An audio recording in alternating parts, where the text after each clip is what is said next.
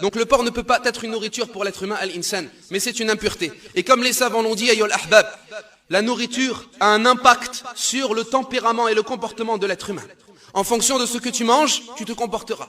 Tel est ce qu'ont dit les savants al-ulama. C'est pour cela que celui qui mange du porc, na'am, a tendance à avoir le comportement d'un porc. C'est pour cela que les consommateurs de viande de porc, tu les trouves parmi les gens les plus sales. Les gens qui n'ont pas de jalousie envers leur famille. Les gens qui ne se soucient pas de voir leur femme dénudée et embrassée par les autres hommes. Les gens qui, lorsqu'ils sortent des toilettes, ils ne se lavent pas les mains.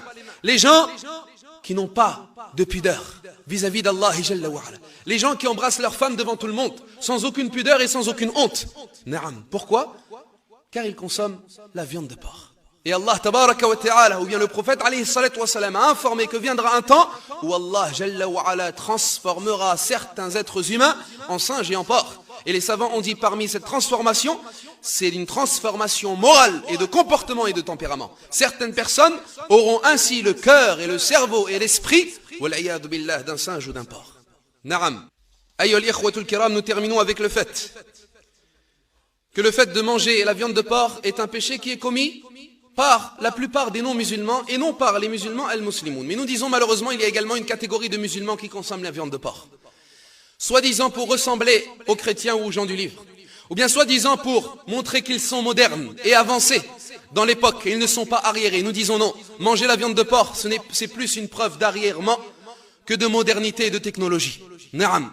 Et ces gens-là, wal'iyadu billah, ils ne craignent pas Allah tabaraka wa ta'ala. Et il y a des musulmans, malheureusement également, ils ne mangent pas du porc, mais ils ne font pas attention à ce que consomment leurs enfants.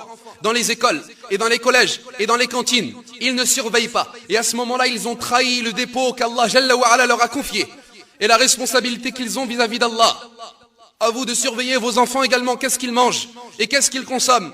Car le consommateur de la viande de porc, il est à la fois puni dans la vie de ce bas monde ad-dunya par toutes les maladies qu'Allah afflige à celui qui consomme cette viande, mais également puni dans l'au-delà al-akhirah, car c'est un grand péché. Et Allah le châtiera dans l'enfer an-nar. Comme l'a dit le messager d'Allah sallallahu alayhi wa sallam, il a dit chaque peau ou bien chaque chair qui va pousser et s'alimenter d'une viande haram ou bien d'une chose illicite, le feu de l'enfer, lui, est prioritaire.